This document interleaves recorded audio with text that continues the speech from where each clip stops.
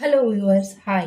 ಇವತ್ತಿನ ಒಂದು ಅಡಿಗೆ ಮನೆಯ ಕಾರ್ಯಕ್ರಮದಲ್ಲಿ ನಾನು ಈ ಸಾಬುದಾನಿ ಹಾಫ್ ಕಪ್ ತೊಗೊಂಡಿದ್ದೀನಿ ಮಕ್ಕಳೇ. ರಾತ್ರಿ ಎಲ್ಲ ಸೋಕ್ ಮಾಡಿ ಇಟ್ಕೋಬೇಕು ವ್ಯೂವರ್ಸ್. ಹಾಗೆ ಪನ್ನೀರು, ನಿಮಗೆ ರುಚಿಗೆ ತಕ್ಕಷ್ಟು ಉಪ್ಪು, ಇದು ನಾನು ಕಪ್ಪು ಉಪ್ಪನ್ನು ತೊಗೊಳ್ತೀನಿ. ಹಾಗೆ ಬಟಾಣಿಯನ್ನು ರಾತ್ರಿ ಎಲ್ಲ ನೆನೆಸಿಟ್ಟಿದ್ದ ಬಟಾಣಿ, ಹಾಗೆ ಜೀರಿಗೆ, ಕರಿಮೆಣಸು ಹಾಗೂ ಉಪ್ಪು. ಈಗೆಲ್ಲ ನೋಡ್ರಿ ವ್ಯೂವರ್ಸ್, ಇದು ಹಾಗೆ ನಿಮಗೆ ಯಾವುದಾದ್ರೂ ಇಂಕ್ ಪೌಡರ್ ತೊಗೋಬೋದು. ರುಚಿಗೆ ತಕ್ಕಷ್ಟು ಎಣ್ಣೆ, ಹಾಗೆ ನಾನು ಪ್ಯಾನ್ ತೊಗೊಂಡಿದ್ದೀನಿ. ಪ್ಯಾನ್ ಎದಕ್ಕೆ ಅಂದರೆ ಇದು ಕೆಳಗಡೆ ಅಂಟ್ಕೊಳ್ಳಲ್ಲ. ಹಚ್ಬಿಡೋಣ. ಇದಕ್ಕೆ ಪ್ಯಾನ್ಗೆ ಉರಿಯನ್ನು ಹಚ್ಚೋಣ.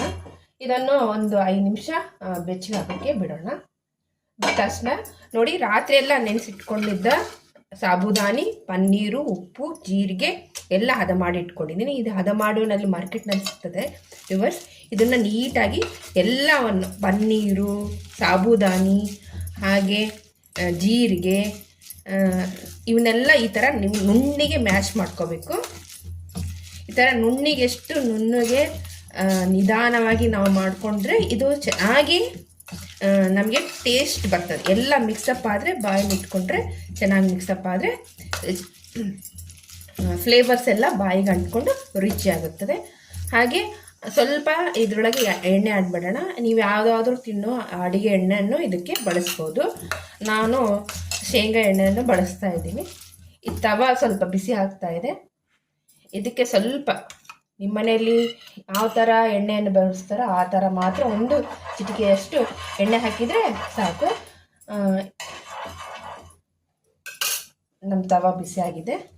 ಈಗ ನೋಡಿ, ಸ್ವಲ್ಪ ಕೈಗೆ ಇದು ಹಟ್ಲಾರ್ದ ಪೇಸ್ಟು ಈ ಥರ ನೀಟಾಗಿ ತೆಗೆದು ಇದೆಲ್ಲ ಮಿಶ್ರಣವನ್ನು ನಮಗೆ ಈ ಥರ ರೌಂಡ್ ಶೇಪ್ ಆದರೆ ರೌಂಡ್ ಶೇಪು, ಅಥವಾ ಯಾವುದಾನ ಶೇಪ್ ಬಾಲ್ಸ್ ಇದೆ ಕೂಡ ನೀವು ಶೇಪ್ ಮಾಡ್ಕೋಬೋದು.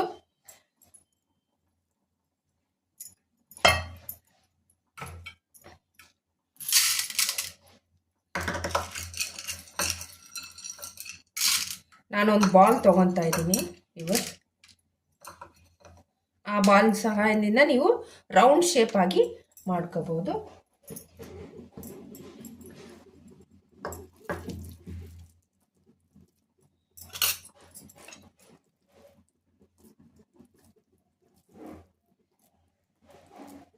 ನೋಡಿ, ಕೈ ತಗೊಂಡಿದ್ದೀನಿ.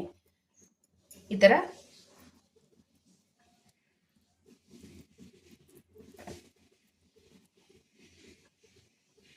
ಶೇಪ್ ಎಷ್ಟು ಸಾಧ್ಯ ಆಗ್ತದೆ ಅಷ್ಟು ಮಾಡ್ಬೋದು, ರೌಂಡ್ ಶೇಪು.